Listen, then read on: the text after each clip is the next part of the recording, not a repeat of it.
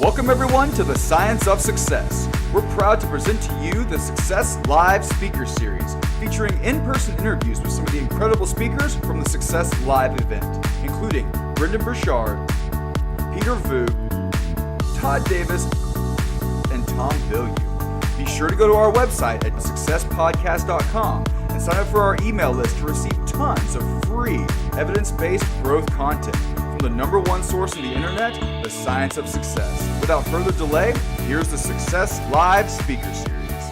Welcome everyone, I'm Austin Fabel, producer of the Science of Success. We're here at the Success Live Summit talking to Tom Bilyeu. Yes. Now Tom's mission is to help others realize their true potential, alter their mindsets, and engage their dreams. Tom is also the co-founder of Quest Nutrition and sits on the board of the X Prize Foundation. But most recently, he's the co-founder and host of the extremely popular Impact Theory podcast, which is seeking to ignite human potential.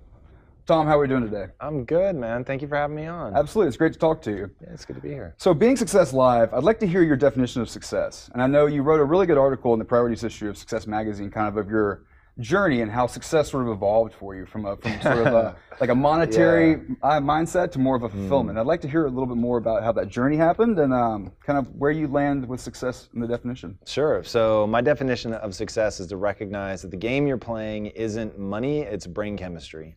And I think that's where people really go wrong is, I could give you $7.4 billion, but if you hate yourself and want to commit suicide, what good is the money? And conversely, if you have no money, but you feel deeply fulfilled and love your life, what have you lost? Nothing. Sure. So once I understood that, certainly, and I think once other people understand that, then they can really begin to understand, okay, what are the things that are going to optimize the way I want to feel? Now, money could be a big part of that. Maybe there are huge dreams and aspirations that you have that are going to require capital in order to make come true. You don't want to be beholden to other people, so you're going to find a way to create something that is so valuable that people will give you the capital for and you can go do whatever you want. I love that, right? When I look at what Bill Gates is going to accomplish, he's trying to cure malaria, but he's only able to do it because he's got the resources, or Elon Musk, who's literally going to take us to Mars. I mean, it's crazy, right? But they're able to do it because they've had huge financial wins and they don't have to convince other people. So when you're self-capitalized, you really can follow your most important dreams. So I get the power of money. I just think that a lot of people get lost in its pursuit. And so one thing that's important to understand is the struggle is guaranteed, the success is not. So you've got to find something in that process, and the answer to me is brain chemistry. So that deep sense of feeling, purpose, fulfillment, being connected to something bigger than yourself, striving for something that really matters to you, that's success. So I think it's so crucial because money will come and go, but that feeling of yourself and fulfillment will stay with you. Right. So something else I want to talk about, your mission and impact theory, and I love this, is to free people from the matrix. Yes. I love the reference, but you go a little deeper, and I listened to you speaking to Peter Diamandis, and it's more about ending the poverty of poor mindset. Yeah. What is that, and why do we suffer from it? So, well, we suffer from it because you get a belief system handed to you when you're a kid. You don't realize that it's decisions. You don't realize, your parents don't even realize that they're giving you a belief system. You don't realize you're getting a belief system from the movies you watch and the TV shows and the books you read. So people don't recognize that they're actually making decisions about what to believe. It seems self-evident. Oh, my parents said it must be true. My friends believe it must be true. So that's how we end up in this trap, and most of what we're taught, with oftentimes good intentions, parents tell their kids not to try something because they don't want to see them suffer, they don't want to see them hurt if they fail or whatever. So you get this view of what's possible that's ever shrinking. And people telling you to take the safe path, and I get it, right? I mean, just on the face of it, the safe path, right? It's who doesn't want someone they love and care about to take a safe path? So, but it's understanding that the way that closes down our view of what can be done is terrifying.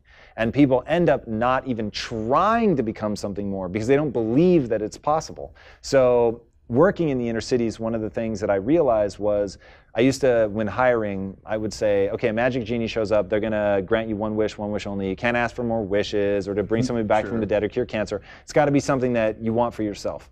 And you find people's values. That's what I was trying to do. But what I ended up finding out was what their frame of reference is. So if I would say that to somebody in the inner cities, they would say, I want a job is what they all said, but they're at a job interview. So let's set that aside. Yeah, that's a given. So once I say, okay, look, we both know why you're saying job. What do you really want? Money. Okay, well, how much money? Every single one of them said the same number. What do you think that number is? $1 million? Yeah. Like, that's insanity. This is Right. a magic genie. You can They have give whatever you anything. want. I mean, $1 million, man, you're capping yourself short. It's so crazy. And what you just said is exactly right. It showed the frame of reference, which is capped short. And so their frame of reference is that $1 million is a lot. And they have no sense of, okay, this is a magic genie, ask for, I mean, if you're really going to be lame, ask for like a printing press that can make more money. Ask for $10 trillion, right? Like, Sure. At a minimum, you throw it into the trees. Mm-hmm. So, but it just showed me that they're on sort of that first rung of, for them, $1 million would be a lot of money. But for somebody that's tried to, build, say, the machinery that we're going to need to get to Mars and colonize Mars and terraform Mars, they would never even think to ask for $1 million because it's so small, it's like, it's not even worth the breath. Right. So that understanding that humans have these radically different frames of reference that create radically different belief systems, and belief is what we lead with as humans. So you're never going to take the first step to trying to colonize Mars if you don't think you can do it. Sure. So it's giving people the arrogance of belief, not that they are who they need to be today to do something, but the arrogance to believe that they can become good at anything. Right. So once you believe that, then it's worth taking that first step down the path of reading, learning, growing, whatever. Whether you want to be a doctor, a great parent, build a business, go to Mars, like, you just have to believe. It may be a journey I don't want to walk, I'm not interested in it, it's not my path, but you know that it is possible. Right. And so giving people that mindset, for me, would be the greatest thing that I could do while I'm here.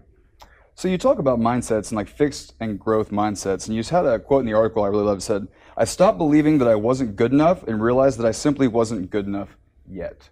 So how can we cultivate this growth mindset? I mean, if you're in kind of a rut, or say your frame of reference is, that $1 million, what can I do to start kind of, I guess, leveling up my thinking or thinking more broadly? Step one, read the book Mindset by Carol Dweck, which is the single most important book in the English language. I mean, that thing literally blew me away. I wish she had written it a decade or two earlier so that I hadn't had to struggle to learn all of this stuff, sort of blindly fumbling through my life. But it exists now, right? And so people have access to this thing, which is just utterly transformative. So that's it. The first step is just understand that it is possible. Understand that a fixed mindset is a thing. It's a way of thinking. And you don't have to stay there. You can change your way of thinking. You can shift over literally instantaneously to saying, oh, okay, my talent and intelligence are malleable traits. It doesn't matter what I was born with. I can change them. I can develop them into anything that I want. Sure. And so that sets you on a really exciting path. It's more nuanced than that, obviously, but like, that's the first huge step. And if people can make that, like, they're well on their way. Sure. So you also talk about human potential and how it is limitless, but just having the potential is not the same as doing something with it. What would be sort of the first step, I guess, again, like if I want to realize my potential, if I know I'm not really playing the game full out, what can I do to push myself to do that? Act. Right now. I love People that answer. think the answer is to think, to plan, and it just really isn't. So if you've been thinking, oh, I should move to New York and try to be a writer, move to New York and try to be a writer. You might end up homeless, but you can regroup and get back. Like, people act as if they're going to fall into a vat of acid if they don't plan. And the truth is, I would rather run 100 miles an hour in the wrong direction than stand still. Like, I'll never, because you're going to learn from that. You're going to figure something out. Like, oh, you'll get why it was the wrong direction. So the person that is standing still, not only are they not making progress, they're not learning anything. So I heard this great quote, even if you fall on your face, you're still moving forward. And I thought, that's great, I love that. Right? It's at least some forward momentum. Well, it's even funny when you think, if you want to move to New York and be a writer, you might be homeless, but that would probably make a pretty good book. The whole journey. You've got a tweet right now pinned that I think really sums up this whole thing really well. And it's go out and try, go out and fail, go out and suck at something, embarrass yourself, be terrible. Okay, that's the first part. Second part is pick yourself up, try again, and push your limits. And I love that. And I think that perfectly kind of encapsulates everything we've talked about today. So I want to wrap up a little bit. I know you're very, very busy. But last question, what's the best piece of advice you've ever been given? And who gave it to you and when?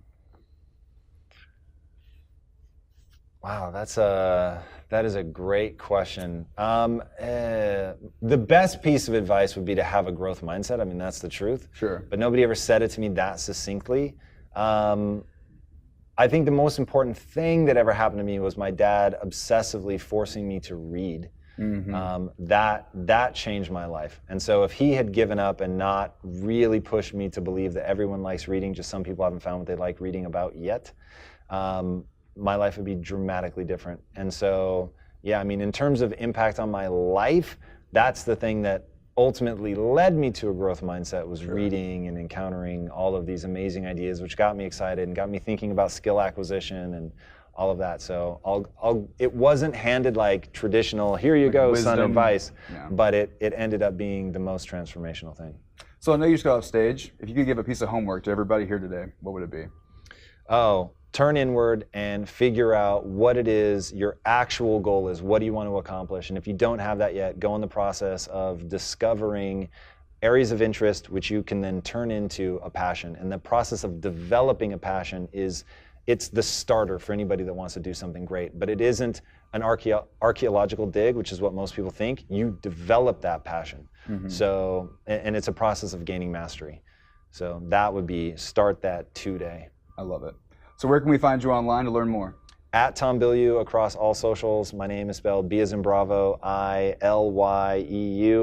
I wish it were easier, I truly do. I put out most of my content on YouTube, so YouTube.com/Tom Bilyeu. I'm very active on Facebook, do a lot of live stuff. We put out about 7 hours of content a week, so you can check that out. And if you want to download my whole belief system, you can do that at impacttheory.com. I've got it there as a free downloadable thing. So awesome. We definitely recommend everybody check that out. Tom, thank you for the time, and we wish you much continued success. Absolutely, man. Thank you so much for having me on. It was a pleasure. Take care. Thank you. We hope you enjoyed our interview from the Success Live event. Be sure to go to our website for all of the other amazing interviews and tons of additional free content from the #1 evidence-based growth source on the internet, The Science of Success. Get all this and more sent directly to your inbox by going to successpodcast.com and signing up for our email list today.